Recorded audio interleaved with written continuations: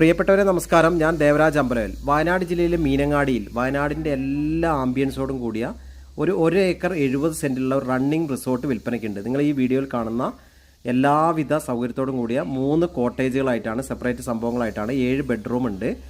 ഈ കാണുന്ന variety മോഡലുള്ള present പുതിയ സാധനം, ഫ്രഷ് സംഭവമാണ്. ഇതാ നമ്മൾ കാണുന്ന പോലെ ഇപ്പുറത്ത് ഇതാ ട്രീ ഹട്ട് ഉണ്ട്.